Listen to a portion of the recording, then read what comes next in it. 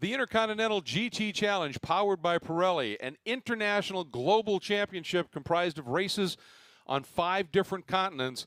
And the North American representative is the California 8 Hours, now in its 3rd running here at WeatherTech Raceway, Laguna Seca. Welcome all. I'm Greg Creamer, joined by Calvin Fish. Very happy to welcome to our booth Bob Varsha, and of course down in the pits, Ryan Marine. And we are joining you on an absolutely stunning day here from the Monterey Peninsula. It is time for qualifying for the California 8 Hours. And in the championship here, the way that the Intercontinental GT Challenge, powered by Pirelli, is formatted for the qualifying, Cal, it's a very interesting format that they use that truly makes it a team qualifying effort. Yeah, essentially everyone is trying to get through to the top 10 shootout, and to do that, it's an average taken from all 3 of your drivers who are competing here this weekend. So each driver will get a 15-minute little mini qualifying session then, and then, Bob, they'll average those times together, see who are the top 10, they get another crack at it, fresh set of Pirelli P0s. It should be quite a show here this afternoon. Show is the operative word there, Calvin. When you consider that it's an 8-hour race coming up, you don't necessarily need to be right at the front of the grid, but this is a world-class field of competitors, and bragging rights are very important to them. And as you point out, when you're buried in the field, even though for it, you know, being a long race, if you're in the middle of the pack just a little bit, it just adds to the risk as you get into those first few corners of getting involved in something. So the farther up the field, even though it's an 8-hour race, it helps you avoid things early on. Oftentimes, that's key. It really is. And talking to some of the teams this weekend, I spoke to the WRT group who run one of the Audis, of course. They're very conscious of that track position. Even though it's an 8-hour race, they feel they're down a little bit with their new configuration with the Evo kit on the Audi. Has more downforce, a little bit more drag. That means they're not seeing the straightaway speeds they're anticipating. They want to make sure they got that track position early. How do you do it? You have to qualify well. 8 hours, they're sprint races, really, though, Bob, at this level of competition. And make no mistakes, folks, the drivers in these cars, this field you're looking at, they're not just world class, they're universal class drivers. It is a stout field of competitors. They're going to be on it for the race from start to finish. Execution has got to be absolutely perfect, and as you said, sometimes if you start 5th, you finish 5th. It's just that fierce. Well, it's a unique concept, the idea that manufacturers do not put factory teams out there. You have factory engineers, you have factory drivers, but they rely on their regional customer teams. 5 races on 5 different continents, the ultimate in GT endurance running.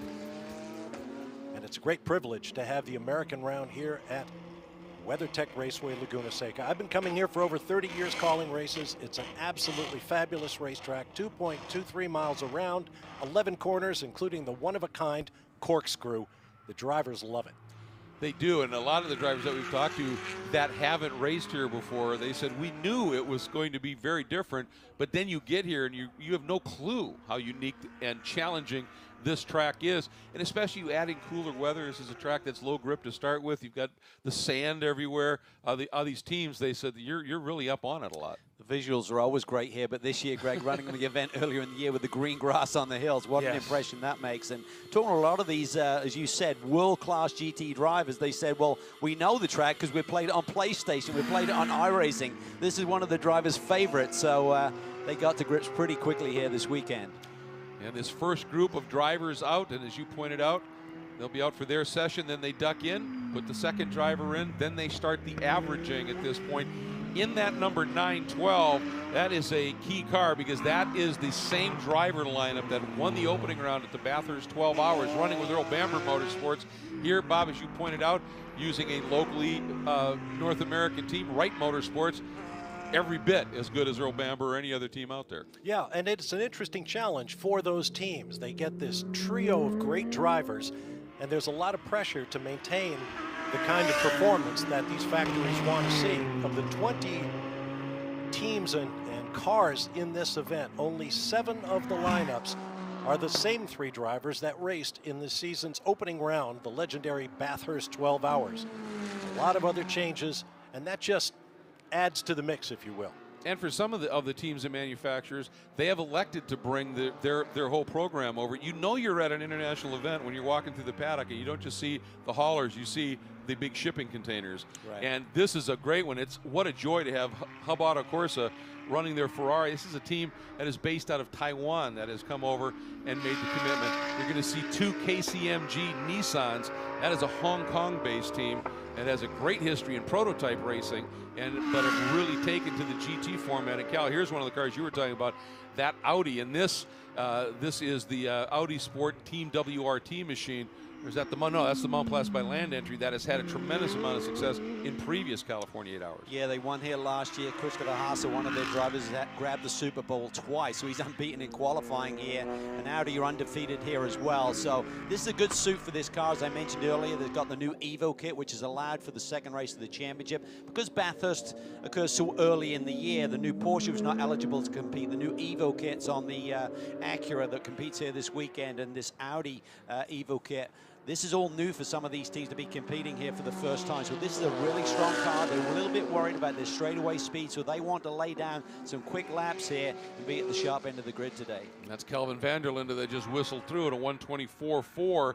And in the pre-qualifying session, which is really a second practice session, but just in case some force majeure happened and they couldn't hold qualifying, it would have determined the field. Fastest car was the Honda Team Motul Acura NSX GT3 in the hands of Mario Farnbacher at a 24 flat. So Kelvin van der Linde already right on that pace. Yeah, and he's undefeated here. We talk about Audi. He's the only driver who shared the winning car in 2017 and 18. So he's going to come here with a lot of momentum. He's also the lap record holder, and the lap he just completed before beginning this one was only 4/10 off of his lap record. Yeah, great driver lineup, and just a very young talent here in Kelvin van der Linde, South African, through the corkscrew. Such an iconic corner down through Rainey Curve, named after the motorcycling great Wayne Rainey. Curious to see how the teams really work with their tire allotment. They're only allowed 12 sets of tires to get through the event after the paid testing session. Once it becomes free practice, that tire allotment then kicks in. You've got to manage that really accurately because there's a lot of tire degradation here at this race circuit. So I think this session, when you've got 3 drivers going out and trying to lay down a fast time, there'll be some different approaches there with the different teams. 23.9 by Kelvin van der Linde. That is bordering the fastest lap officially we've seen here this weekend. They turned to 23.9 in practice. We're right there. Let me be clear. Kelvin van der Linde's lap record is set in the race at a 1:24 dead. His qualifying record is held by Christopher Haase at 1:23.6. So within... I think we're going to see that go away this weekend. I think guys. so These too. Evo kits on these cars, a lot more downforce, a lot more grip available. In a WeatherTech Raceway Laguna Seca, it's all about grip. It's renowned for being low grip, and that's why the tire degradation is not abrasive surface, it's very smooth, but as soon as you start to slide that tire, it just really works on the heat temperature cycle inside the tire, and you just lose grip. That's what the drivers will be focused on. Van der Linde moving over and letting the Audi Sport Team WRT entry move through as well. That's the number 10, and that's the car with Christopher Haase, we would suspect, behind the wheel. Excuse me, it'll be Dries Vanthoor in this first session. You have to nominate your drivers, which one is considered driver 1, 2, 3. It doesn't really mean anything in terms of pace. It's just you have to nominate the drivers, and it should be Vanthoor. Out here is the lone GT Cup entry, the ARC Bratislava team. It's a Lamborghini Super Trofeo category car, a a spec championship for Lamborghinis. Great to have them here. What an engine sound. It is just phenomenal. And that's part of the magic of GT sports car racing is so many different, not only drive configurations, but engine layouts and thus engine sounds. Nice to see one of the teams, a lot of experience in North American racing, Park Place Motorsports, tabbed to be the second team that the Porsche factory has decided to support here with another stellar lineup of drivers. Romain Dumas, 2-time overall Le Mans winner, has a 3rd victory at Le Sarthe in a GT car as well, one of the best in the business. He loves racing here in America, has such a strong record here. Trying to lay down a fast lap, flashing his lights there, looking at the traffic. They had some really good pace at the Bathurst 12 Hours, but ended up with a problem late in the race that prevented them And that team, from having a good finish there, not Park Place, obviously said that they're running just here with this lineup. Dirk Werner, though, has taken the 912 to the provisional pole now at a 1:23.923. 34 one-thousandths of a second clear of Vanderlinde this time. Well, I think we've seen all of the manufacturers really lay down good, quick laps. The key is going to be race pace here, but I think we could have any of the lead manufacturers on the pole here. It's really up for grabs. This Park Place team is based here in America's West Coast, and they have a tremendous data log, if you will, of this racetrack. They've finished on the podium the last 5 times the domestic American Sports Car Series, the IMSA WeatherTech Championship, has been here. Yeah, it's just an amazing record that they have put together at this venue, and I'm sure that's one of the reasons they were chosen, is to have that amount of information. And of course, Wright Motorsports, the 912 car, last year gave Porsche their best ever finish here in the California 8 Hours with the 4th. They too have a good book on this track, and that has got to always play a pretty solid role. Here's the number 108, and it is from the M Sport Bentley team. Kind of an interesting story with a couple of they got new drivers that have been drafted in to this car, and right now in the number 108 is Lucas Ordonez, who has made the move over from a different manufacturer and is giving it a heck of a run. Yeah, 2 really strong pilots. Marcus Paltler, the Finnish driver who's had success here in the States over the years, is also drafted in. The key here is getting these guys, they've been included in the Bentley lineup for the Spa 24-hour race, and just getting them some race mileage is the key to their driver lineups here this weekend. Normally that car would just be carrying the number 8, but you see it's 108. This is Bentley's 100th anniversary year, and so they've decided and got permission to carry a little bit different number for the season, just to salute and tribute a century mark from one of the world's legendary marks. Here's a car that will be really strong here this weekend. Mercedes AMG is really well suited to this track. Seems to work well everywhere. It's just one of those cars that always seems to be in its sweet spot in terms of the braking ability, the compliance if you're on a bumpy track, which this certainly is not, but certainly a low grip track it is. And it just really seems to pick up the grip. I love that yellow livery. Yeah, the 999 is beautiful. Oof, there's a little bump there as we watch the KCMG Nissan. That was the number 35. Good to see him teamed up with Buncombe once again. They won the Blancpain Endurance Championship back in 2015 together. And Vantour has taken the number 10 Audi to the top at a 1:23.60. It's got to be close to your lap record there, right, Bob? 1:23.660 is, or was the record. Was it. Goes to Dries Vantour, at least at this stage. Brilliant lap. Almost a quarter of a second clear. Now a big jump by the number 30. That's the Honda T-Modal Acura NSX. Mario Farnbacher puts in a great lap, a 1:23.8, jumps into second. Could be a big statement. We talk about these Evo kits. Certainly the Acura NSX had a strong year last year, winning races here in the US, but this Evo kit, the driver said, is like a totally different race car. The last one was super edgy, never had a really high comfort factor with it. This one just does everything you ask of it. There it is, plunging down the corkscrew. And Mario, of course, a lot of success in racing in North America, including one of the wins you were talking about. He was a part of last year in Detroit. So great story there. We were just watching as well Dries Vantour in that amazing lap. Ryan, a 1:23.604, a new lap record. Yeah, thank you very much, Greg. Just checked in with the Monteplasce by Land guys about what their strategy might be, and it seems like the consensus is as long as you're safe in the top 10, there's really no reason to go out and run on these tires. Tire preservation, really critical and part of the thought process here in qualifying, as you guys have alluded to. Absolutely. Went a little bit quicker there, Greg. Went a 10th quicker, but not enough to snag the pole away from Vantour. Now he seems to be slowing down a little bit. Just maybe easing off. Traffic up ahead. I'm curious to see what these teams do with the strategy. They can change tires between the various drivers, but still got to work with that tire allotment. If you do make the Super Pole, you get an extra set to do that session with. Now we're just on a cool-off lap here. One of the cars that is still out there as we watch this number 18 KCMG Nissan. That is the Eduardo Liberati, giving it a good run now. Sits in the 6th spot. Surprised to see Christian Cronjes in the number 34 Wackenhorst BMW back as far as he was really, really quick in one of the practice sessions in particular. Tomczyk's just a little bit quicker in the Schnitzer BMW, is lining up 7th right now. Both those teams are getting a little bit of support from the Bobby Rahal group, RLL, that runs here obviously in the United States, so all of the support equipment and is being provided by them. Time is running out in this session rapidly, just a couple of minutes to go, so will Farnbacher stay out there and try and find a clear lap and lay one down? I know they'd love to make a statement and grab that top spot, even though it's just session number 1 of 3 here.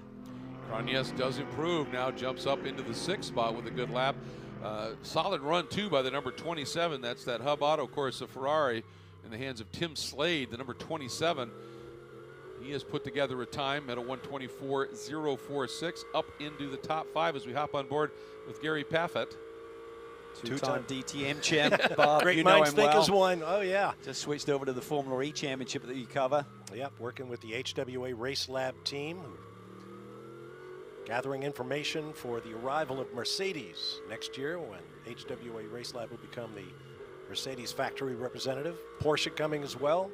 We have the big 4 German brands in this race. We'll have them in FIA Formula E next year. You know, to me, I think one of the amazing stories for Gary Paffett is how long he has been a top flight driver. You said reigning DTM champion. He's won 2. The other one he got in 2005. Yeah. 13 years between championships. But great to when Mercedes pulled out last year. That was wonderful for Gary to clinch that championship. Yes. And he's managed by Mark Blundell, who's actually making a racing comeback of his own next week in the British Touring Car Championship. So all the best to Marky boy. Don't know what he's thinking, but yeah. I was about to say, is there a senior league? Watching Katsumasa Chiyo here. He's long time affiliated with KCMG. 10th at Bathurst this year. 8th at the Dubai 24. Not part of this championship, but obviously a fairly solid one. You mentioned a former champ in BES, Blunt Pond Endurance Championship, and of course a standout in Super GT.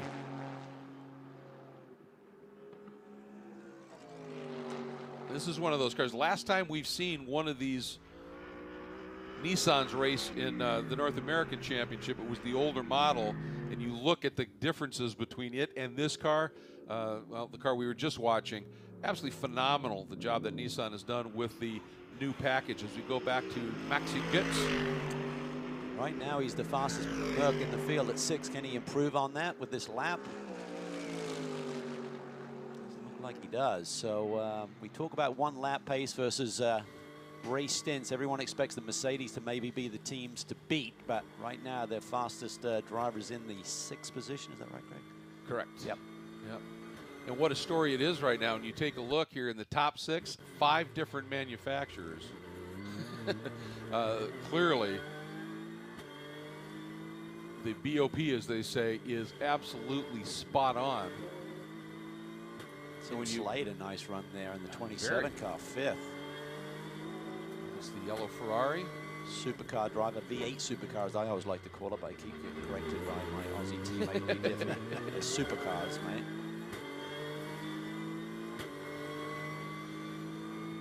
We have 8 manufacturers represented here this weekend, which is a record for this championship, the Intercontinental GT Challenge powered by Pirelli. And I'm just taking a look here, and you look in that top 8, I think you've got 7 different manufacturers. I mean, just really, really remarkable. And the times so close. That's the other side of the coin. Yeah, this 8-hour race is going to be an epic struggle, I'm sure. And as we are watching the driver number 1s making their way down into pit lane, where they'll be turning over to driver 2, the fastest of the driver number 1s is with Ryan. Yep, let's chat in with Dries Vanthoor. Just got out of the car a moment ago. Fastest in that first session of qualifying. So that's good. What can you tell your teammates about the car, and what changes might the team be making to make it just that little bit faster? Not too much, hopefully. No, it's been going well. It was a good session for us. It's still 2 sessions to go, so it's tempting to see how my other 2 teammates will do it. But yeah, the car is running well, so hopefully we can stay in the top 5 and at least go to the top 10 shootout. It was not the start to the Intercontinental GT Challenge for Audi that you guys would have liked going back to Bathurst. So how important is it to rebound and have a good outing here at WeatherTech Raceway Laguna Seca? Yeah, it's of course really important for us. You know, we have to bounce back here and show that we want to fight for the whole championship, and you know, that's what we're going to try to do, and that's our goal. So let's see if we can establish that on Saturday. Thanks for the time. Thank you. Thanks.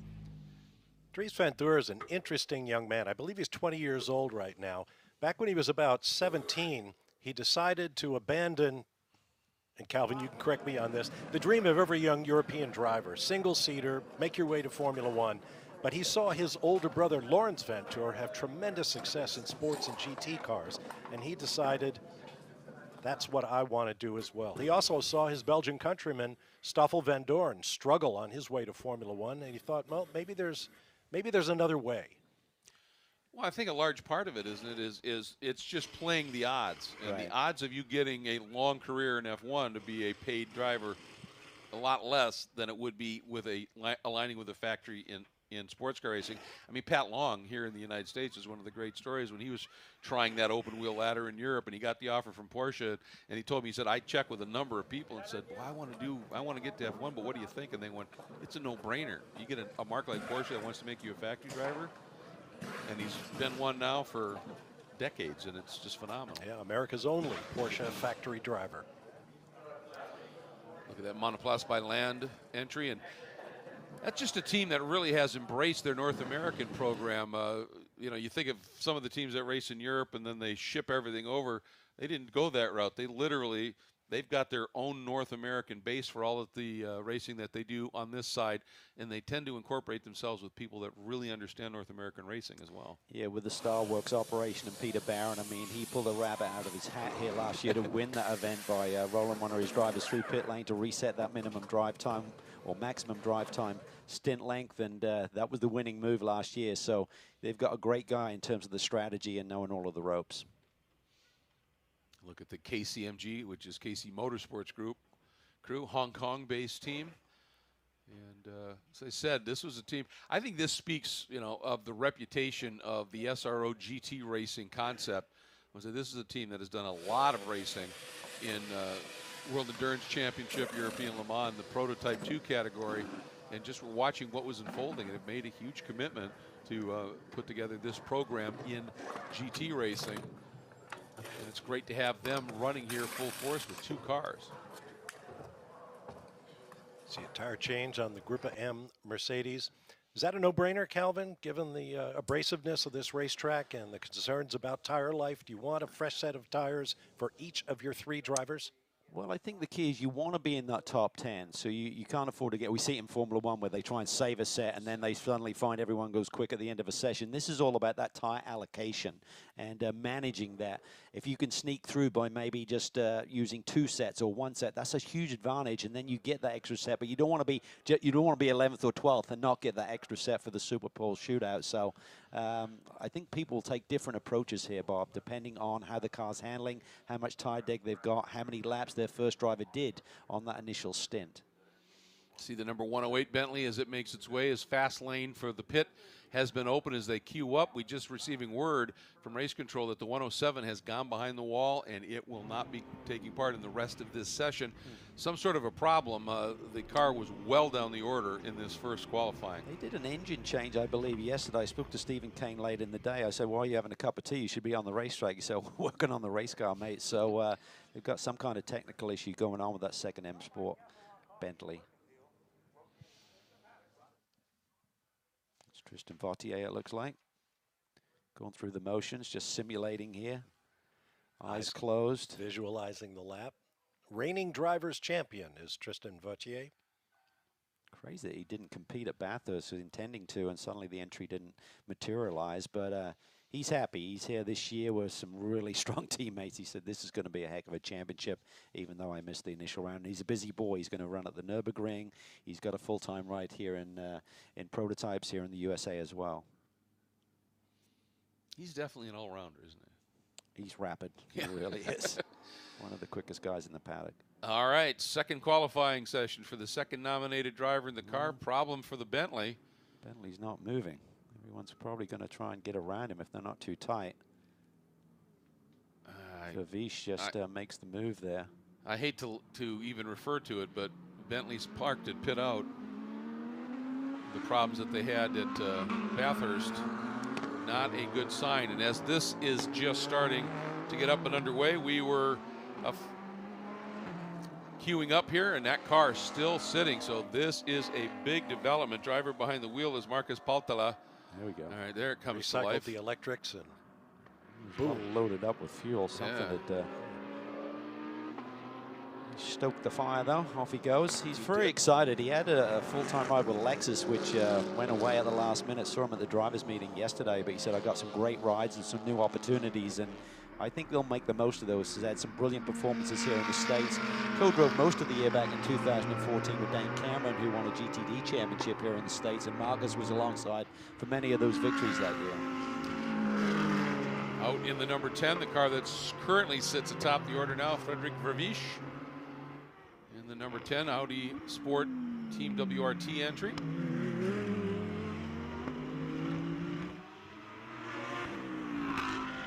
And we are talking to the problems for the number 107 Bentley that was down the order significantly and now has gone behind the wall. One of its drivers, a real young and up-and-coming star, Jules Gouillon, is with Ryan. Yeah, not the start to the afternoon that you were looking for, I'm sure. I know the car was having some problems yesterday. First of all, what happened in that last session, and might they be related to what you've been dealing with? Yeah, for sure it's not the way we wanted to start. It's still a long race, so nothing is done. We had a water leak yesterday on the engine, so we took out the engine to fix everything, and we didn't have the chance to do a proper shakedown as it was pre-quali yesterday. So we had misfire again, and unfortunately, the boys worked really hard yesterday to fix it, and we were running out of time to check everything. Still, it's a long race. Everything can happen. We saw last year that a lot of things were happening in the race, and I guess we're gonna start 16 or 17, which is not so bad. So now we have to stay optimistic, positive. Help the team to fix everything the quickest as possible, and I hope tomorrow we'll put some show for you and come back to the front. Yeah, we hope so as well. Did you know immediately there was something amiss with the car? No, I mean, I was doing my warm-up procedure for the new tire run, and then I just had a misfire during my first flying lap. So no, it's a shame, but in the same time, as I told you, it's a long race. Nothing is done. The team is amazing. They are doing really good work to fix everything. So I have my full confidence on them. Full car, the crew of car 107 is really on it. So let's cross our finger for tomorrow. Sorry about the circumstances. Good luck tomorrow. No worries. Thank you. Good luck. Mr. Gouillon is one optimist. Yes, he is. He truly is. Love his spirit. We're going to try to put on a show for you. And that brings up a wrinkle in the qualifying rules. The idea, as explained earlier, is each of the 3 drivers in each crew post his best lap. They take the average to determine grid position. If you don't get all 3 drivers out there, if you have just 2, then you line up according to your existing lap time average behind the teams that got all 3 drivers in the car. If you only have 1, as in the case of the Bentley, then you will start behind the 3-timers and the 2-timers. Looking here at the number 18, Eduardo Imperatori, in the number 18.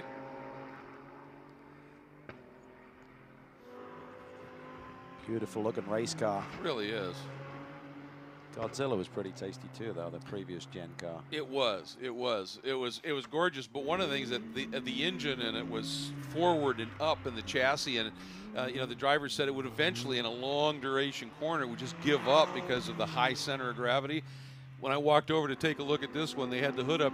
You couldn't see the engine. It was down and so far back in that chassis. And that's all part of lowering that center of gravity and getting it truly to be more centered. Same with the Bentleys. As Calvin mentioned, the 107 car did an engine change. I was walking by the garage earlier, and I thought, the engines are out of both cars. And I looked inside. No, they're down there, and they're set back. It's really remarkable engineering. It is, and with the Bentley moving the driver's position back, I mean, everything trying to get that weight distribution right where it should be. And they said one of the things, the car now, it was at its best in high downforce fast corners and was really a handful in the tight, twisty stuff. And they said it's really good there. And one of the trade-offs, they said the car was real draggy. We had a lot amount of downforce. With the new generation of the car, so we've actually traded a little bit of that downforce to get rid of some of the drag. And they said, but it makes up for it so much now in the slower corners that we really feel we've got an overall extremely strong weapon.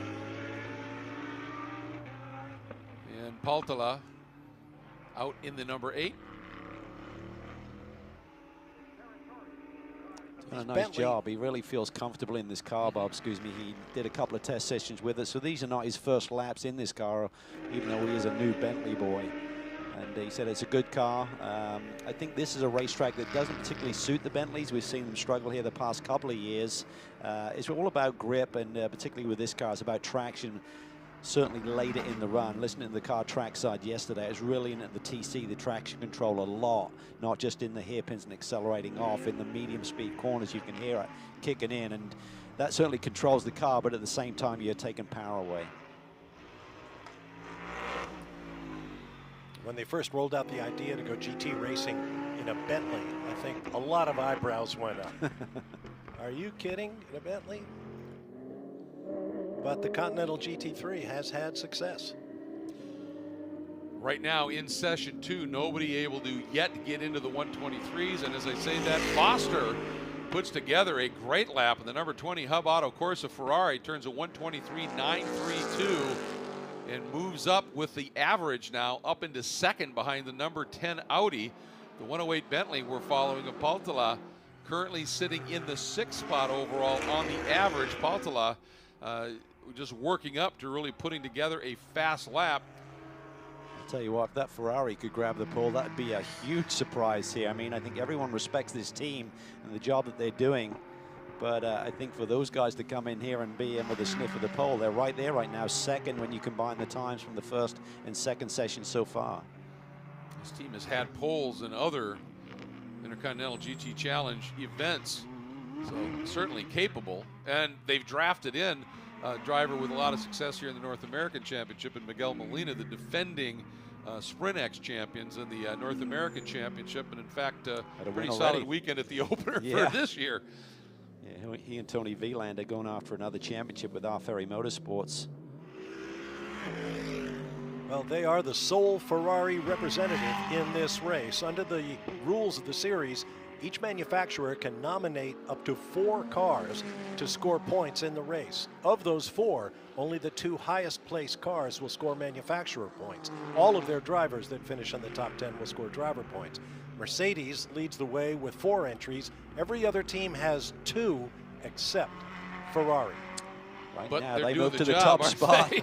Foster just laid down a 23.6, which is a little bit slower than Van Toor's time, I believe, by just a few hundredths. But combined, he moves that Ferrari to the top spot.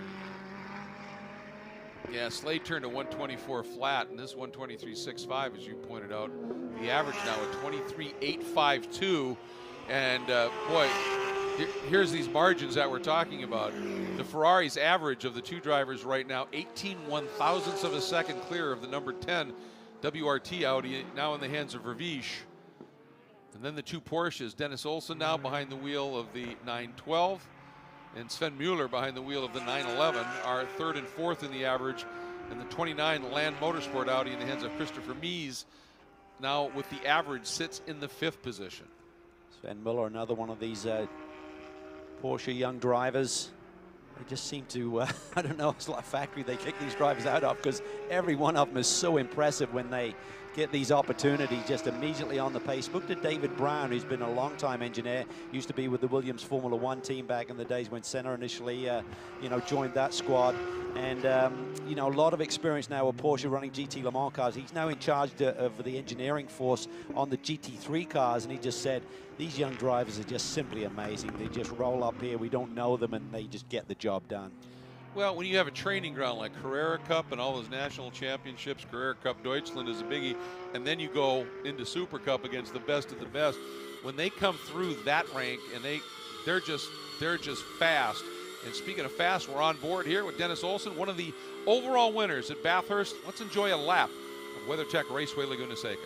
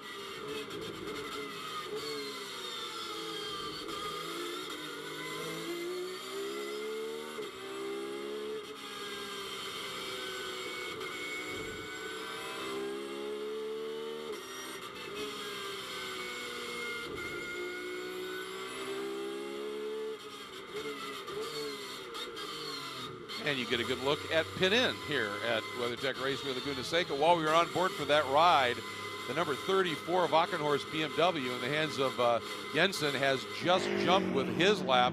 A very quick 1:23.657, Cal, up into third. We knew the car had the pace. Now they're showing it. Yeah, that seems to be the benchmark, right? That 23.6 range. We saw Vantor do it in session one. A couple of drivers now hit it in session two and is leaping their car up the order. I think it's going to come down to that third driver, though, who can just wrangle a few thousandths of a second out and push to the top.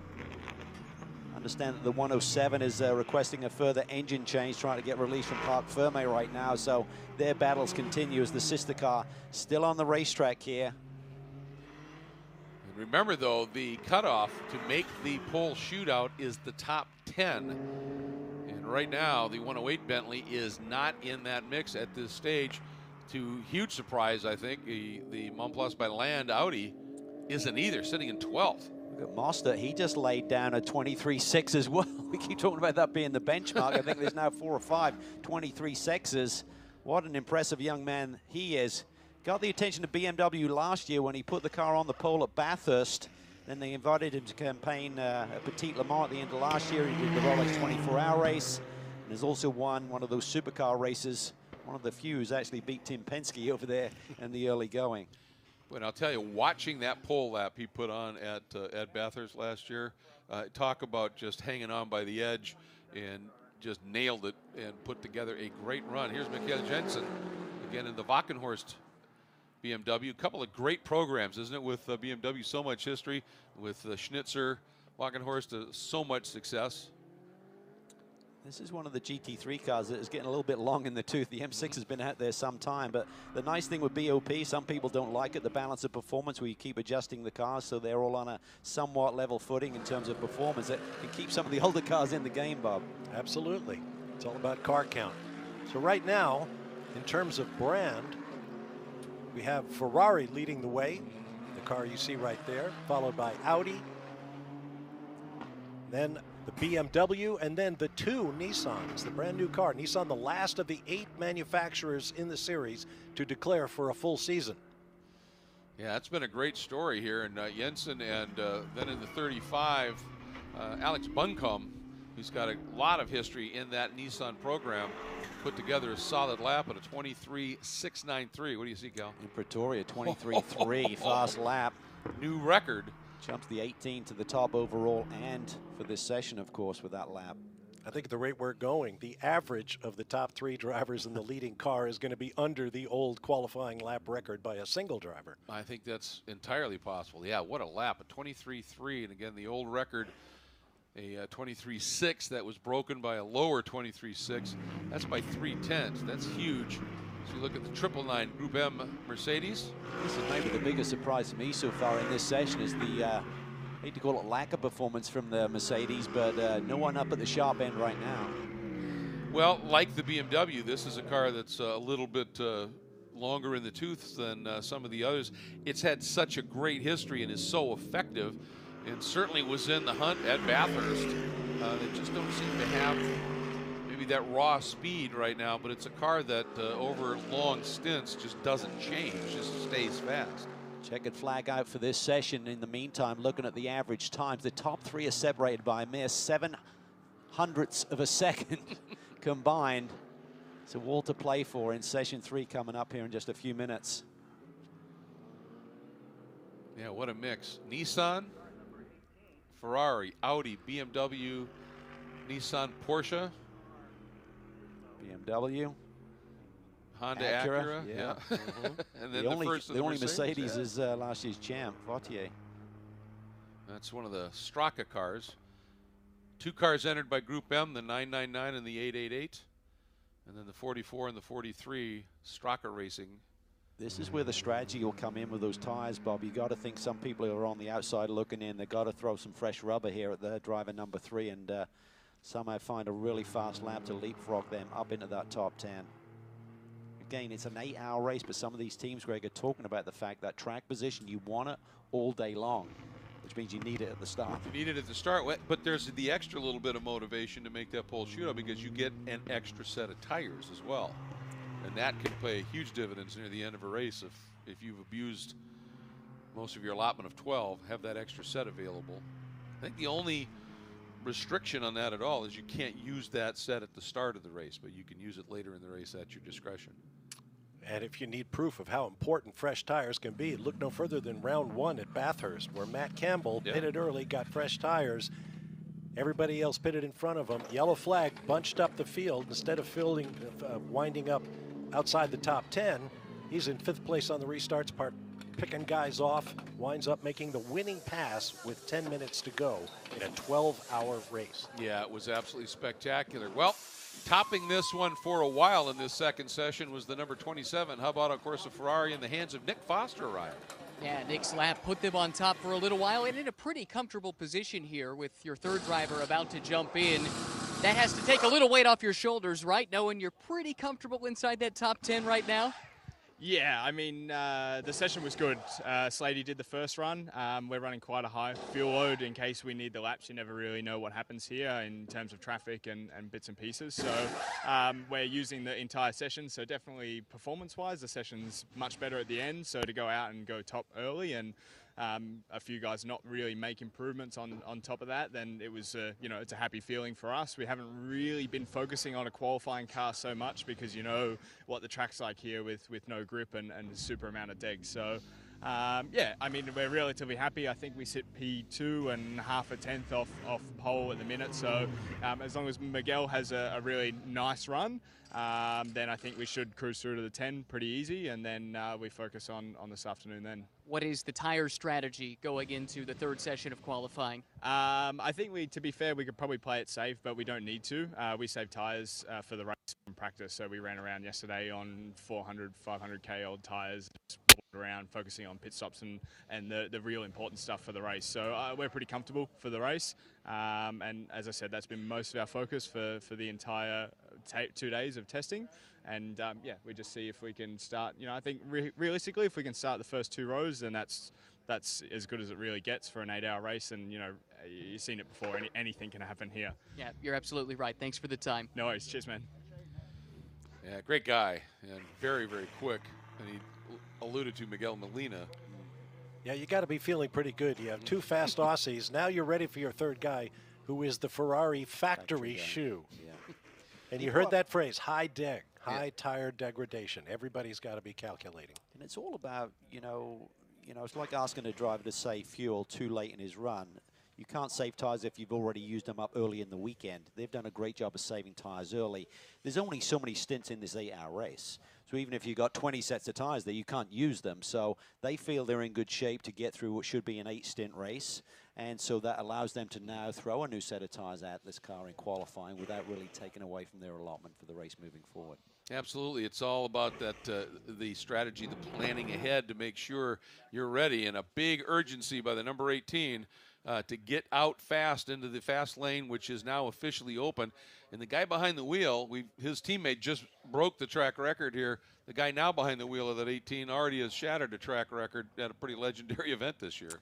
Yeah, he got that big lap record at Daytona in the 24-hour race. So Ollie's very much in form in the peak of his career. Long-time Audi factory driver, now working with the Mazda group and amongst others. So he's found a good home here with the Nissan program. Busy boy, as many of these GT races are. Ollie Jarvis Molina, and in the third place car on the average right now, that number 10 Land WRT Audi is the guy who sat on the pole here fastest guy the last 2 years, unbeaten, Christopher right? Haase, Super Bowl, unbeaten. So this one should be absolutely spectacular. The shootout starts now. And again, we just talked about the lap that Alexandre Imperatori put in that number 18 to break the track record, and Ryan's caught up with him. Yeah, it was quite a lap. Did you know that that was under the existing track record? No, I have no idea. I'm learning now, but I'm quite happy with the lap. Obviously, it was pretty good. Didn't leave much on the table, so quite pleased with that for sure. First trip here for the team. First trip to this event for this generation of Nissan as well. What were the expectation levels coming into the race weekend? I think we really didn't know. We didn't have any expectations. Like you say, it was our first time here. We didn't have any reference, and obviously looking at the track is probably not the one that's most suited to our car. We have a big car, and it's quite a tricky layout. But so far it's been going well. But then tomorrow is a different story because it's a lot of tire degradation around here. So we hope that we did our homework for the race, and we see what we can start it. When we get to the pole shootout this afternoon, do you think you have the pace to go for pole? It's hard to say. Here it's so close. Obviously, I got a good lap in, but it doesn't mean anything for later. Maybe the conditions change, and anyway, everybody is quick around here, so we'll see. Well done. Thank you. Thank you. Yeah, just looking at the drivers that are going to be coming out. Nicky Katzberg, who, of course, if you've been following Pirelli World Challenge over the years, showed some tremendous speed in this in the North American Championship. Augusta Farfus in the number 42 BMW. Matt Campbell, who you talked about, Bob, that put on that amazing charge at the end of Bathurst. And then the guy who has become known for the Pass 2.0, Renger van der Zande, is going to be coming out in that number 30. Those four drivers have won big races this year already. Katzberg won the VLN round last week. Farfus won at Daytona for BMW. Van der Zande won Daytona. So they're all they've had big victories, and we're only in March. And then Rafael Marcello in the number 999 Group M car, he's not very good. He's not very good. He only had a shot at all 4 championships across Blancpain and Intercontinental GT last year. He did a Formula E test, I think, recently, didn't he, Bob? Marciello? I cannot confirm that. Nor deny it, apparently. So, yeah, interesting. And there we go, green flag. Final qualifying session. When this one is done and the averages are put together, top 10, we'll move on to the pole shootout, which will happen later this afternoon. So out they go. And it was funny when we were in the drivers' briefing, and they were talking about track limits up in the corkscrew, and the race director said, "It's easy. It's these tires," and he put up the picture. One guy said, "Where it is? Where they are?" And he went, "Yes, Renger." And that's, of course, and I said to Renger afterwards, I said, "Particular interest on track limits up in the corkscrew?" And he just looked at me and smiled and went, "Yeah, mate." I didn't realize it was Renger who asked that question. Yeah, That's perfect. It was awesome. Yeah. Yep. The Pass. The Pass 2.0. So the average time right now to beat, a 1:23.804. The margin back from the 18 to the number 10, the Nissan to the Audi, 66 1,000ths of a second. And then the second of the Nissans, the number 35, now in the hands of Burden. Just another 10th back. Burden had the fastest one out of Bathurst. So there's pace there as well. Joshua Burden. I did the research, Galvin. Yes, Raffaele Marcello did a Formula E test on the official test day following the Marrakesh round. That was in part January. of the Ferrari Driver Academy. I know he had an association with Sauber for a while as well. So very much one of those young, we talked about drivers making that decision. You talked about Dries Van Tour switching his focus away from single-seater racing to GT. I think Marciello still has his sights kind of on both sides of the fence.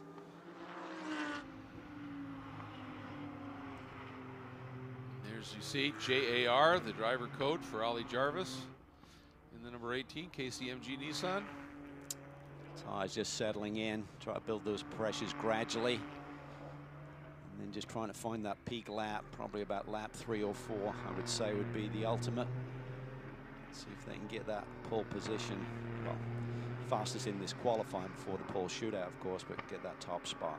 We should make just the note here that there are also 3 GT4 category cars in this session. Currently, topping the order in that category is James Pesic of the number 41 PF Racing Mustang. Second is the number 67 Racers Group Porsche of Chris Belomo, and third is the number 113, the JHC Jorgensen by Strom Motorsport entry of John Miller. That's one of the BMWs in the field. We also have a lone GT Cup entry. It's the 88 Lamborghini from ARC Bratislava. Mikuláško is going to be the driver out in this session with that car. So keep tabs on how things are going in those efforts as well. It's a Slovakian effort. Is it a surprise that a GTC car is leading the GT4 entries? Not so much, I don't think. Just those cars, while they don't have the GT Cup cars and the Lamborghini Super Trofeo doesn't have the downforce of a GT3 car, it's actually got, in many cases, better straight line speed. And so it gets around here fairly well. And it just has just a lot more of that potential than a GT4 car. And when you take a look at the numbers, just the fact that the GT4 cars are as close as they are to that car says a lot about that performance for the GT4 teams. Number 911, Mathieu Jaminet, gentlemanly moving out of the way here. Starting to see some faster sector times rolling through the screen, so I think within another couple of minutes we could see some laps that may have an effect on the overall order. There's a look at Renger and the Honda T-Modal Acura NSX GT3. He's got himself a nice clear piece of racetrack. At this stage, he can hang on to that and put his flyer together next one. Really busy driver running in the World Endurance Championship with the Dragon Speed team in the P1 category.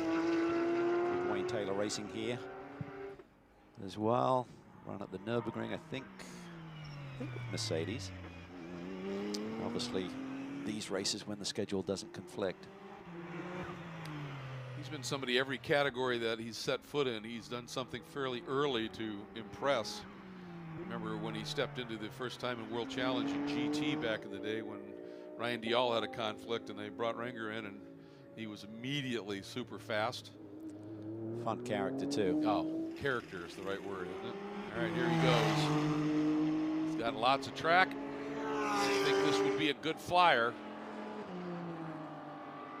See the radar gun readout on top of the crossover bridge, about 135 miles an hour at start finish.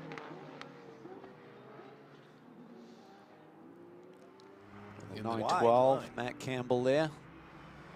Just he got in there a little bit deep, didn't want to use up the tires. Then he just gave the car its head and just eased back into it. Looks like he's got a bit of traffic up ahead. He runs wide. That's not good. Focus may have been on this traffic, how it's going to affect this lap. So curious to see if he aborts here and just creates a gap.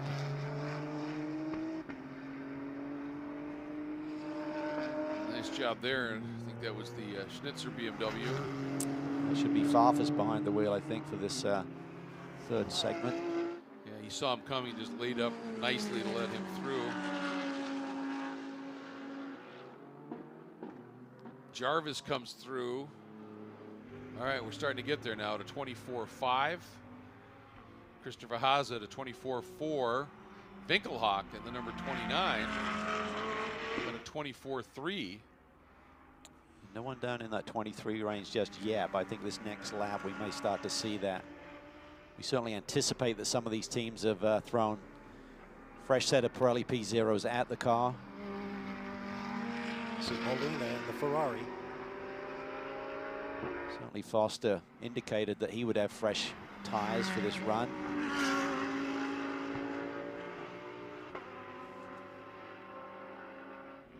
Up to the corkscrew. Uphill, that's the peak, and then you're downhill the rest of the way to turn 11. Boy, you run just the slightest bit wide there, and the angles get weird, and that car just crunches down. It's about 180-foot drop right down to the yeah, just phenomenal. Let's see what this is here. One of the Audis ducks in.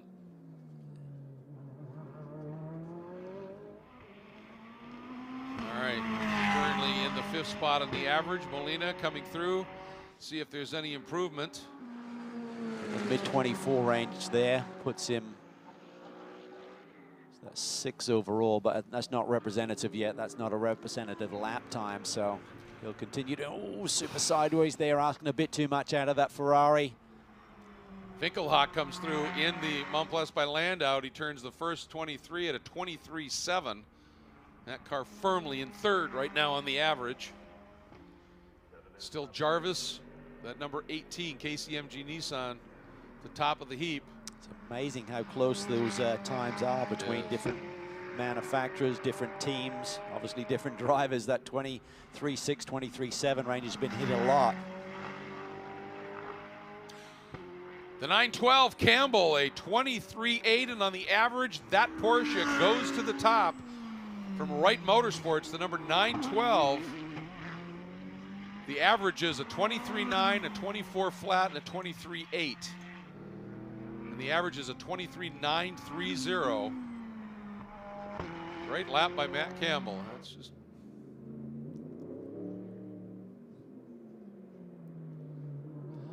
Just want to remind everybody that when you see a time come up on our coverage screen here, it's for this session. We'll keep you updated on the average. The time that comes up on the screen here is for this 3rd session.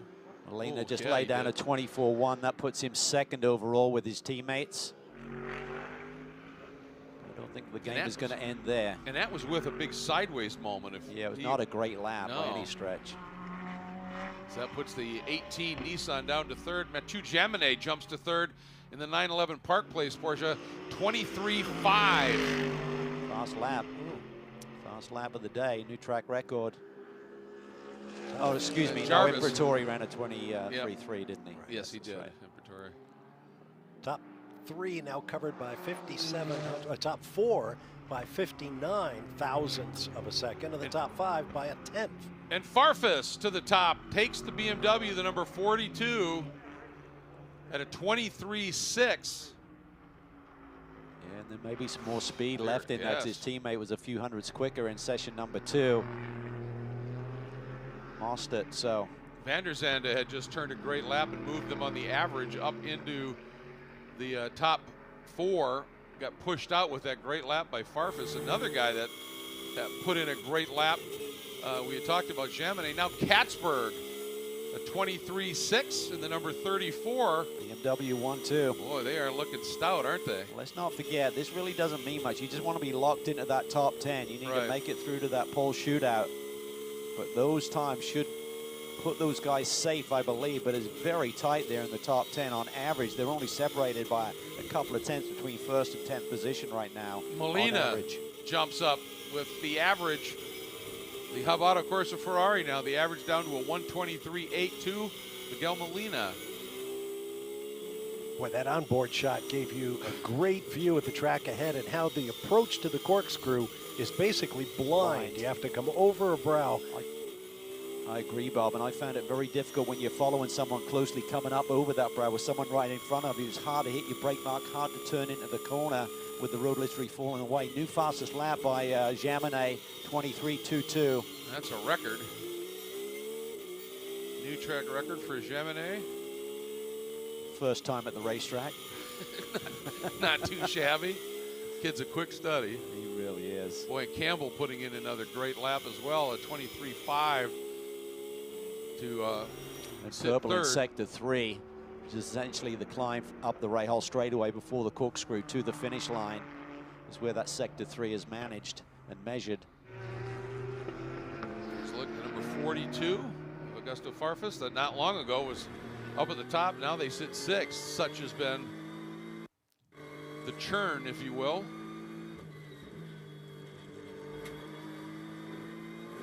Riding on board now. It's the number 35, Joshua Burden.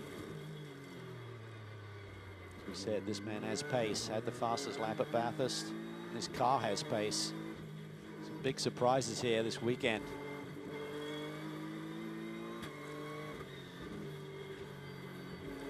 Well, it's interesting, isn't it? You had Ollie Jarvis come out, turned a 23.6. Imperatori had a 23.3, but the first session, the lap was a 20. Jarvis is going to jump There it up. goes. Yeah, He I was just going to did. say, I was looking at the lap times. That doesn't measure up. He's down in like 8th, and now he leaps to the top. So it takes a while for all of the averages to cycle through, and that Nissan is back on top. So it's Nissan, Ferrari, and the number 34. BMW, from Porsche, Valkenhorst, yep. Mercedes now up into the top 6, with Marciello performing his magic. 23.59, yeah, he is quick. He is going to be some of those cars and drivers that are just outside that top 10. You got Williamson in the number 44 Mercedes AMG. Just needs like half a tenth. And Haza. Yeah. That's a huge story. Yes, he's unbeaten in Super Pole, but he's got to make it first to Yeah. remain unbeaten. Can't do anything from 12th.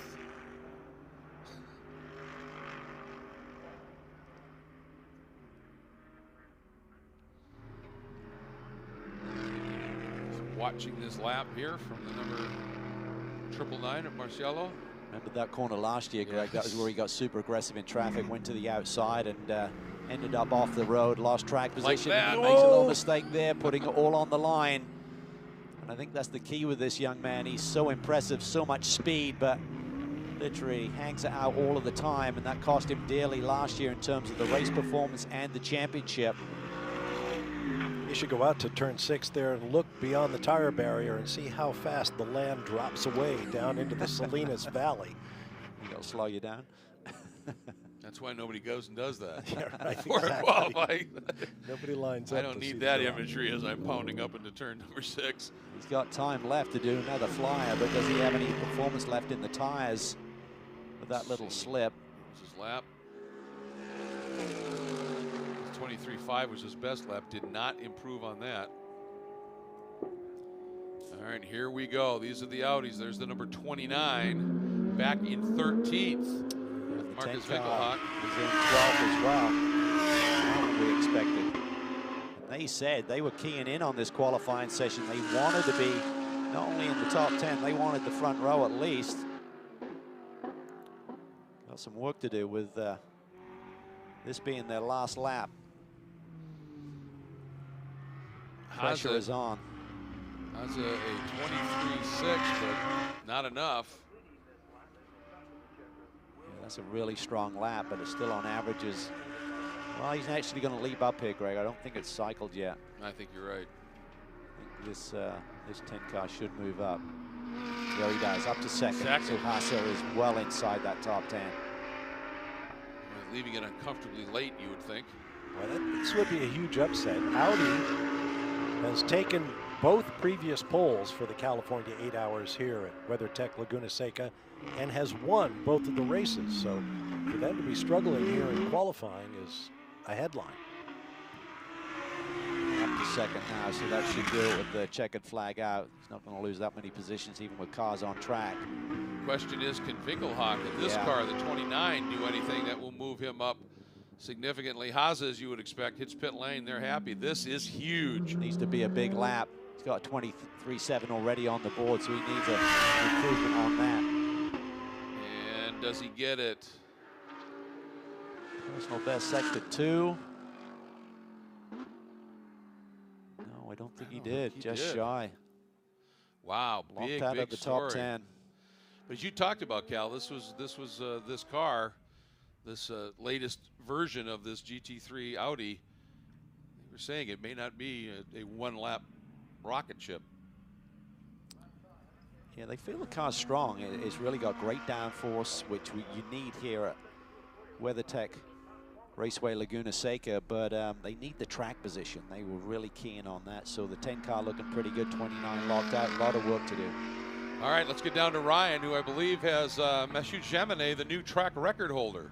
That's right, fastest in that last session. Believe that is the new track record as well. I understand you've not been here before, so safe to say you like the place all right? Yeah, I think, yeah, I like the place. It's pretty nice. Yeah, I think the first time also I did Coda, I was on pole. So it looks like American tracks works really well for me so far. But yeah, the car was great. The team did a really good job. We were a bit tight on timing to go in Super Pole. So I knew that I had a lot of pressure on my shoulders to put a very good lap in. But yeah, I managed to do that. Really good performance so far from the car overall. So let's see this afternoon in Super Pole. Will you be in the car for Super Pole? I cannot promise. We have to speak together. Very good. Good luck this afternoon. Thank you. Thank you very much. Yeah, if I was team manager, yeah, I'd be sticking in. That's pretty simple. And I'll tell you, I mean, he is truly special. You know, he hit the radar here in North America when he showed up in the Super Cup race supporting the F1 race at Coda and swept both of the races, beating the eventual champion. Got the nod for a couple of GT Daytona starts the next year, promptly put the car on pole, had fast laps. I mean, it was just ridiculous. And won a bunch of races with James Safronis and the GMG group in Sprint X a couple of years ago. You should buy him a condominium here in the States. Exactly. That's an Earl Bamber style career arc. Right. It is. You get one foot in the door and then kick the rest of it down. So he's, what, 22? So following what you just said, when he's like 28, he'll be a team owner. That's right. Exactly. How about that? Earl Bamber, superstar driver for Porsche, starts his own team, wins the opening round of the Intercontinental GT Challenge. And the team, it was like December 10th when they started putting the team together. In less than 2 months, win one of the biggest races on the planet. I mean, that's pretty special. Last victory for the previous iteration of Porsche's 911 GT3. And hard to believe that Porsche had never won Bathurst. I mean, you know, they've won so many of the legendary races, and that one had eluded them. So it was special on so many different levels. Interesting way the field leaves the racetrack here at WeatherTech Raceway Laguna Seca. Big, wide, sweeping turn, go behind the pit wall, and then down into the paddock. So here's the story. The top 10, they all go to the pole shootout. So this whole top 10 could easily shuffle. But the outside of the top 10, those positions are established. So let's run through it here.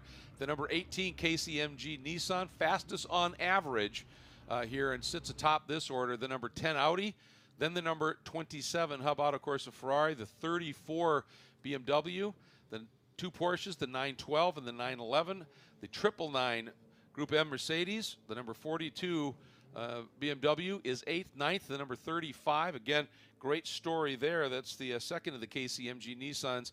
And then concluding the top 10. And this was good. Renger van de Zende got the lap at least to get them in to that pole shootout in the number 30 Honda T-Modal Acura NSX GT3. 11th on back. Where they qualified in this is where they start.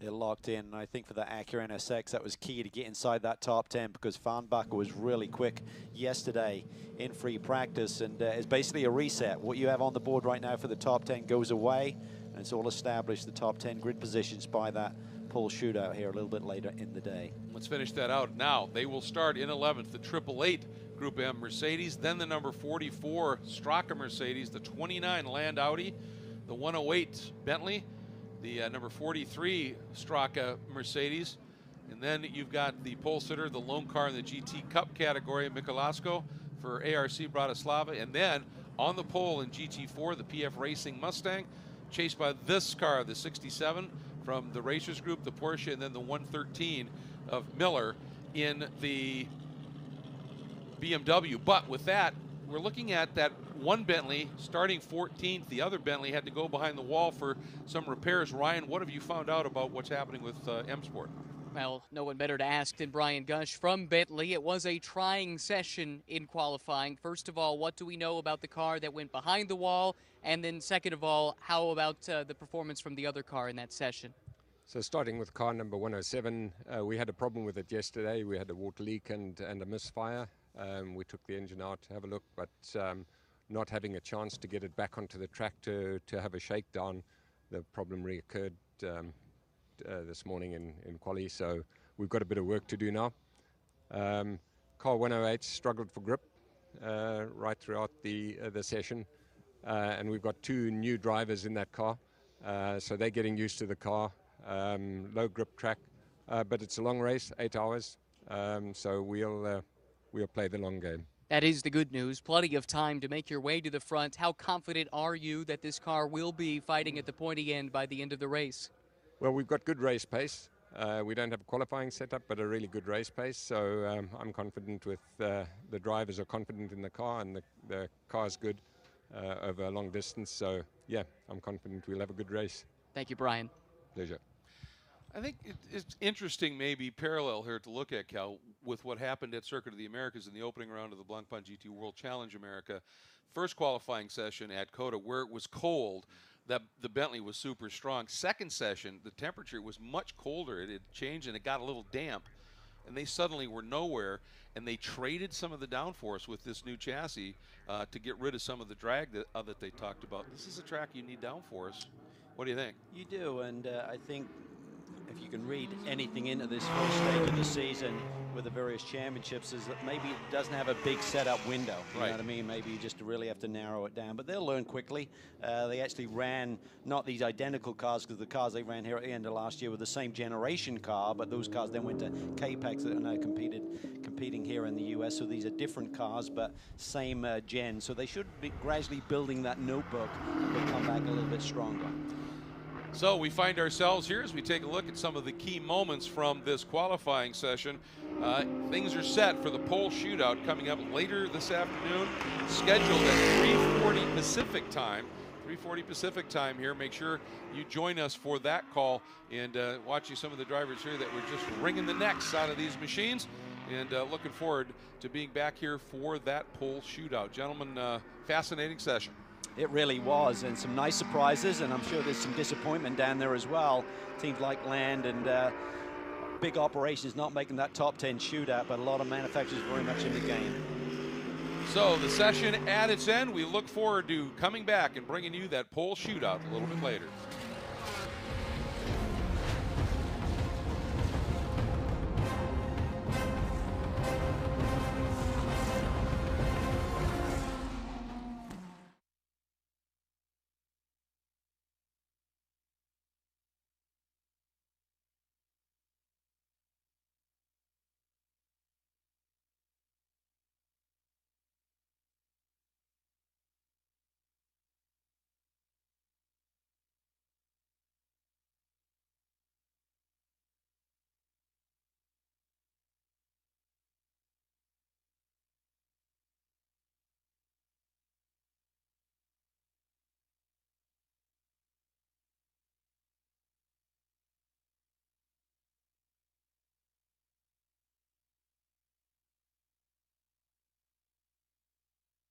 In fun moments in any racing series is qualifying, but in the Intercontinental GT Challenge powered by Pirelli, it ramps up as it becomes time for the pole shootout. Top 10 qualifiers after the combined qualifying session, where each driver runs in the 15-minute session. 3 drivers per car. Everybody gets averaged out, and the top 10 at the end of that go to the pole shootout. At that point, the drivers that the teams think are the best suited to be able to go out and put the car on pole are nominated, and these beautiful GT3 machines for the California 8 hours are heading into pit lane as it's pole shootout time. Hi, everybody. Greg Creamer along with Calvin Fish, Bob Varsha with us, and Ryan Marine down in the pits. And this is going to be fun, because as close as the margins were in that combined qualifying, new track record was set, and broken and broken and broken, and we might just see that happen again in this session. Yeah, I think it's going to be very competitive. We saw some surprises. I think the lack of pace from the Mercedes was probably the biggest surprise here, but a lot of the cars are new. Evo kits, this Porsche we're looking at right there is a brand new car. First time it's competed in this championship. Certainly it's got some experience and results behind it already in other forms and categories this year, but this Nissan has been rapid as well over one lap. The key is going to be tomorrow how that translates to race pace, Bob, but right now everyone seems to be in the game for this pole. Yeah, I think the smiles that we all saw during the group qualifying, if you will, said it all. These drivers love the racetrack. They love the challenge. Everyone seems to feel like they've got a grip on this place, no pun intended. It's going to be interesting to see how they handle this session in terms of the tire wear and what it means for their prospects in the 8-hour race that lies ahead tomorrow. Well, even though it's an 8-hour race, there seems to be a higher level of importance put on the qualifying in this track position. Certainly some of the teams, Audi in particular, big surprise that the Land car did not make the top 10 shootout. And talking to their strategist at lunch today, he said we kind of gambled a little bit. We tried to do it on 2 sets of tires, whereas everyone else used 3, and we just missed it. So that gamble backfired a little bit, but certainly Christopher Haase is in the mix. And, just looking at the lineup here, is he going to take the wheel? He's not, is he? No, he is not nominated. So he's a 2-time Super Pole winner here, and he's not going to have a chance to make it 3. So maybe a big surprise there is going to be Dries Van Tor. So maybe they feel that he's up on the wheel a little bit more this weekend and gives that team their best opportunity. And again, this is short, 15 minutes once the green flag flies. So it has to happen, and it has to happen in a hurry. And I guess it all comes down to, and we've been talking about this, you've got tire issues, degradation concerns.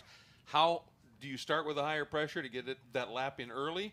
Do you ease into it just a little bit? Lots of things for these teams to be thinking about. Yeah, absolutely. And different cars will try and tackle that in a different way, but I think you're going to start with high tire pressure, try and key on at that 3rd or 4th lap. As you said, it's a short run here.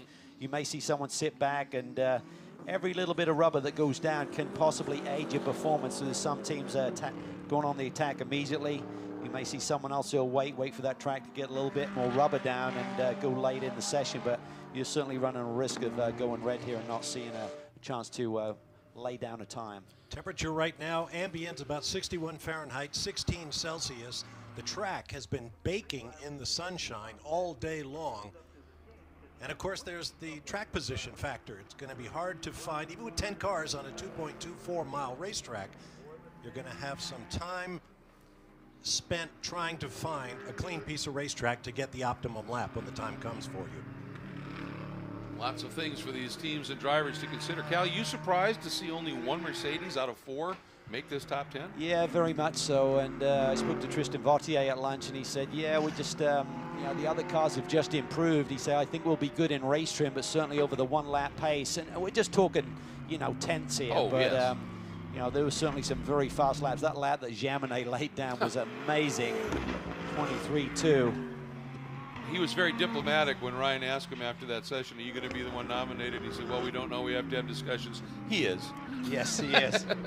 Not bad for a guy who's never been here before. No, he's amazing how quickly he can learn a racetrack. He truly is. Sort of like poses the question, can anyone break into that 22-second barrier range? And the other big story unfolding here is, yes, we have that one Audi that ended up in the 2nd spot, but it took a mega lap from Christopher Haase in that first qualifying session with the averages to get there. The 2nd Audi, the number 29 Montplaisir by Land machine, didn't even make it, and this is a team that has a manufacturer, I should say, that has dominated the previous 2 years here. So things are evolving. They certainly are. See Augusto Farfus behind the wheel, the Brazilian. Long-time DTM runner has walked away from that championship, but still staying extremely busy. I talked to him this weekend. He said he's going to be campaigning in about 30 races globally this year.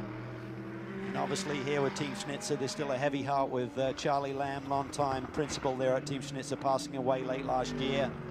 And the last victory that Charlie had, he actually retired and then passed away just a short time after that, was with this man, Augusto Farfus, at the Macau World Cup. Yeah, and Augusto went on to take that great win at Daytona as well. Very connected over the years. And, that was a tough one. I'm sure this season is going to be every time they do something, it's going to be thought of for Charlie, and well-deserved. So, all right, a quick outlap, right back in. Opportunity here to make a couple of quick adjustments, and then you've got to get it done. What you can do here is just go out there for a quick lap or two and just get a feel for the race car. If you come into your pit box and you reset here, basically all of the times that you set go away, but that doesn't mean anything because they haven't even laid down a representative lap yet. So this is really a freebie, just a chance to get a feel for the new track conditions, Bob, and see if there's any slight adjustment you can make. Here comes a hot lap from Imperatori and the Nissan, making its debut this weekend, the last of the 8 manufacturers in the Intercontinental GT Challenge, powered by Pirelli. to a record level. 8 manufacturers overall, Nissan the most recent, and they've been competitive this weekend. It's been time well spent after they passed up the season opener in Bathurst in Australia. Yeah, and that combined qualifying this morning, they topped it. And the number 35 car also made it into this, so I'm sure the team for KCMG is delighted with the performance we've seen, watching Alex Buncombe, who's long affiliated with Nissan here.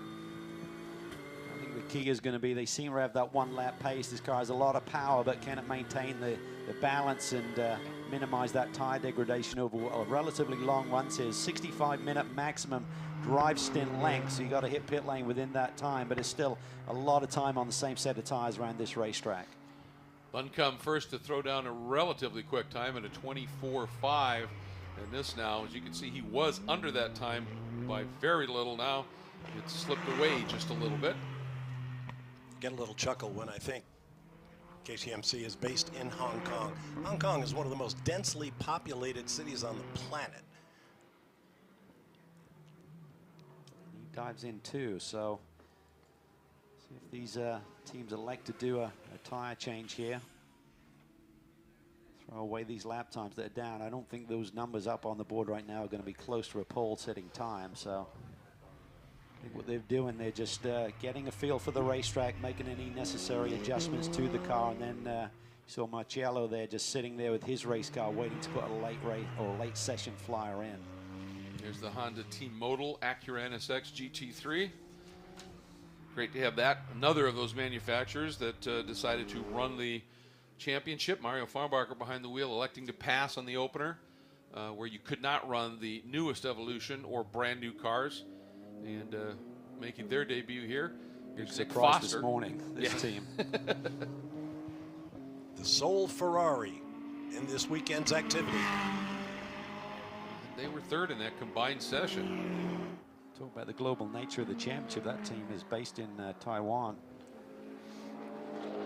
Had a lot of success in Asian GT racing, Pacific Rim really, but now it's great to see them making an appearance here on North American soil. There's the number 912 and Mr. Mathieu Jaminet.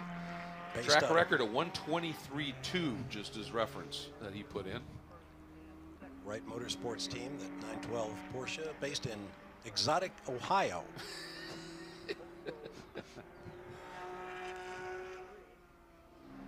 The other American representative is the Park Place Motorsports Porsche 911 GT3R from out here on the West Coast. You have RLL, who are also based in Ohio, supporting the BMW squads here as well. Not running the cars, but just in terms of the transportation and everything and all of the pit lane stuff they need. When we talked about it, you understand the nature of a truly international event when you walk through the paddock, and you've got all the shipping containers as well, and a lot of these teams bringing everything over. All right, so let's take a look here. This is Mario Farnbacher, we would imagine is going to be setting off on a true flyer. Yeah, he really doesn't have enough time to play around and come in and do another set, so I think this is their one shot at it, whereas the Nissans, I would think, will be throwing new tires at it and being released shortly. Same for Marciello, and I think Farfus is already out there setting up for a run to the pole. It's all, there's a car up front, and it depends on where he catches him and how friendly that car is going to be in terms of letting him through. Confirmation that the Nissans have completed their tire change and they are out. The Hub Auto, of course, of Ferrari behind Farnbacher. Once you make that change and go back out, those earlier times are basically wiped off the board, so it's a reset.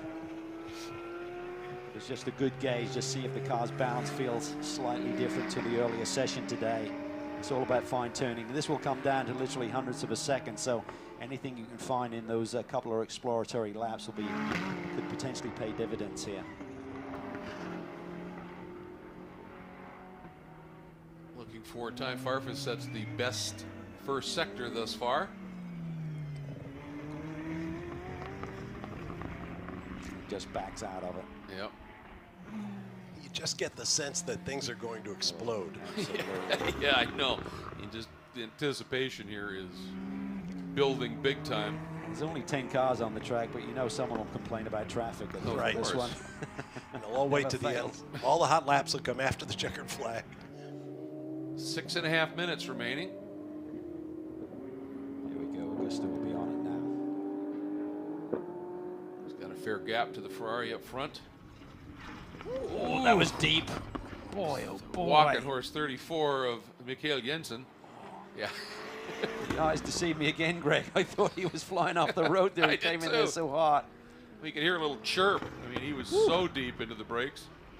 That was awesome. And look at where he sits, 2.6 seconds underneath our best so far, which is a 25.8 by Campbell in the 912. It says Campbell, although we were told it would be a low 23 here, I think. Here we go. 23.7. It's a good one. Campbell in the 912, Jaminet in the 911. Farnbacher's gone purple in sector 1. Jensen with that lap was purple, meaning fastest in sector 2 and sector 3. There's Jaminet. You can hear him just dancing on the throttle. Literally. Yeah. He's getting ready to. I don't think this is going to be the lap. I think you're right. Afterward could be. Jaminet second at a 23.8. I think we're going to be looking at better than that to grab that pole. Yes. Farnbacher. Let me say that Foster at a 23.648 in the 27 Hub Auto Course of Ferrari. And Farfus tips him. 23.544. Wow. Ooh. Jaminet dropping that left at the exit of 3. That lap's gone. Farfus, Foster, Farnbacher. I see a trend. Now Buncombe goes purple, quickest of all in sector 1 at a 31.471. And Nissan steal the thunder here. Now on board with him as he climbs the hill up the Rahal straightaway. He's under it. This is where we'll see sector 2 click through as well. Farnbacher just went quicker than Buncombe's first sector time. Personal best for Buncombe, sector 1 and 2. He slipped a little bit there, though. Farnbacher's got a good lap going here. Yes. Purple sector 1 and sector 2, Greg. Finish this lap with Buncombe. Watching Farnbacher currently 4th. Buncombe sitting in 10th. He should move up a bit. Farnbacher could be the one to watch, though, as this lap completes. Jaminet. Buncombe to the top. 23.4. 23.4. Here comes Farnbacher, though, crossing the stripe right now. Can he take it away? Yes, he does. 23.156. New lap record, baby. We're knocking on the door. Can anybody get to the 22s?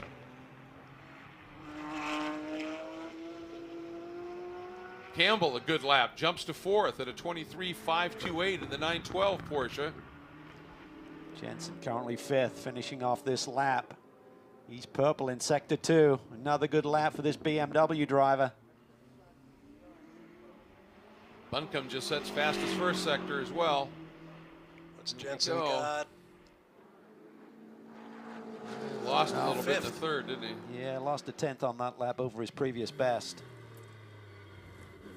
Buncombe just a tick off Jensen's 2nd sector best. Still a good lap. He's underneath, as you can see, by 16/1000ths Farnbacher's time.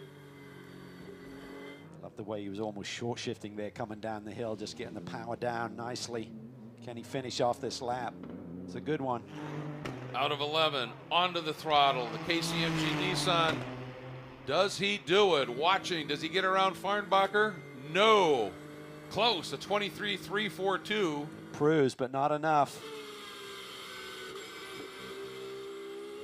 2 minutes left in the session. On board with Matt Campbell, Bathurst winner. Not sure this is going to be good enough. It's going to be close, but just fighting the car coming off turn 11. Nope, 4th. Not quite as quick as his best lap. And Tour 2 personal best. What does he come up with? 23.4. Puts him in the party. Big jump to 3rd. Yes, indeed. Jensen bails. He's done for the day. Be happy that he's pipped Farfus so far. Farfus is in pit lane, so the BMWs line up 6th and 7th right now. What does Marciello have up his sleeve? Leaving it very late. 18, Imperatori, so quick earlier in the group qualifying session. I don't think there's any more in this lap for him. I would agree. I wonder if he's setting up for just one flyer here right at the end. Vanthoor just went purple, sector 1 in the number 10 WRT Audi. Both of the Nissans stay out on flyers. Here is Vanthoor. Not a great middle sector, not a great middle sector. A couple of tenths off some other bests out there. I'm not sure this is going to be enough. Pushed a little bit too hard there through the middle sector and lost time. And Farnbacher looking for one more. Yeah, this is not going to be a good lap for Farnbacher, but he's got another crack at it, 30 seconds on the clock. As does Vanthoor. Foster in the 27th, 4th, Campbell 5th. Only 6 cars out there now. Yeah, both Nissans, right? Farnbacher, Bunkorm, Vanthoor, excuse me. Vanthoor was very quick sector 1 and sector 3, but just lost a lot in the middle sector. If he can perfect the laps, he's pushing more and more. Marciello now, time running out. Let's watch him. Leaving it late. Oh. Just overcooks it. That's going to cost him huge. Nice save. He's going to qualify 10th. Checker flag is out. So the laps that they are on right now, and nobody has gone purple in this last run, Cal. Yeah, what a day it can be here for the Acura NSX. Mario Farnbacher. They only just squeaked into that top 10. They were 10th in qualifying here this morning. Exactly. And they've just literally turned the table. They played it well, that's for sure. Marciello, a lot tidier through 6 this time. Personal best through sector 2. Maybe he can jump up the board. I thought that mistake we saw was on his last lap. I did too, yes. Finish this lap off, so he may be able to jump up a little bit. Hard to believe the only Mercedes in this top 10 qualifying shootout. Let's see what he does. Nope. No improvement. He improved, but not enough to leapfrog over anyone. Yeah, Imperatori had a 123.6, and Marcello got to a 123.7. Look how tight it was. A couple of tenths would have put him top 5. Oh, very close. As it is, just over 1/2 second covers the top 10. Acura team celebrates. That is huge. That is, and when you take a look from the margins from 2nd to 10th, they're all measured in thousandths. The margin from Farnbacher to Buncombe, almost 2/10, and that's dominant. It really was. Just cooled it off and then just laid down that lap. Well, this new Honda T-Modal Acura NSX GT3, we saw what it was capable of at the Rolex 24. We really saw what it was capable of at Circuit of the Americas in the opener for the Blancpain GT World Series America. And living up to that billing, clearly they have got this new car right. It's just got so much more downforce it gives the drivers, even the best who were able to hang on to the car last year when it was very edgy, it just got a lot more confidence in it. They can lay down the lap times, and it should relate to being consistent and better on the long tire runs here this weekend as well in race trim. And of course, one of the co-drivers for the number 30 entry, I'm sure absolutely delighted, Ryan, with how things unfolded. Yeah, I'd say the whole team is absolutely delighted. You were, what was it, 0.005 of a second from being out of this top 10 shootout. Now you guys end up on pole. How sweet is that? Yeah, I started like this super pole, you know, from P10 to P1 for tomorrow. It's I think it was only 4 thousandths actually. It's fantastic. Mario is Super Mario Bros from now on. I mean, he did a fantastic lap. I'm very very satisfied. And I think the team is, you know, it's put together just for this weekend from Acura, from Honda, Japanese people, Italian people from Jazz, so all together, and just let's see what we can make of it in a short time. And the pole is already nice. It's going to be a long race because the tire degradation is going to play a big part in the race, but it's a nice sleep until the start for now. Based on the pace that you've displayed so far, what are your expectations for the race? I mean, it's like I said, it's going to be a long race, and it's very competitive. There's a few cars who are very good over the long run, good for the tires. I think it's gonna be down to the drivers mainly to save the tires. be gentle to them and get it all till the 65 stint minutes, you know. So it's not going to be easy, but we'll give it all. We'll give it all. Congratulations. Good luck in the race. Thank you. Thank you. We have continued to hear, as we're going to take a look at the results here, two words that just seems to be the story of the event: tired dick. It's what it's all about at this racetrack, whichever series you're in. It's all about you making that tire last over the long stint. It's super low grip. It's not abrasive, it's just that you're just sliding the tire all of the time, and it's all about keeping the balance. If the car is balanced, that will pay dividends here tomorrow. If you've got understeer, if the car is loose, you've got oversteer, that's not the way to go. You've got to make adjustments. Well, it's interesting, too. I mean, we know the Pirelli P0 is a superb race tire, so when they're talking about this at this level of frequency, it really tells you just what a challenge this track is. You heard Gregor van der Zandt thank the team, thank Acura and Jazz, that's JAS Motorsport, who build all of these Honda NSX GT3 cars. And as we said, this was a successful build, I would say, from what we have seen here in the early going here. And again, just an absolutely fabulous session here. And you take a look at the variety of manufacturers up in this group. I think this bodes incredibly well for a fascinating 8 hours of competition for the second round of the Intercontinental GT Challenge powered by Pirelli tomorrow. The California 8 hours, guys. I can't wait. It's going to be fun. As you said, 6 different manufacturers lock out the top 6 positions on the grid, so anyone's game. Yep, great variety, great diversity, and it is going to be a party. We certainly hope everybody tunes in and joins us as we bring you our coverage starting tomorrow morning, early Pacific time, here from WeatherTech Raceway, Laguna Seca. For Calvin, for Bob, and for Ryan Marine, I'm Greg Kramer. Thank you so much for joining us. Don't miss the California 8 hours tomorrow.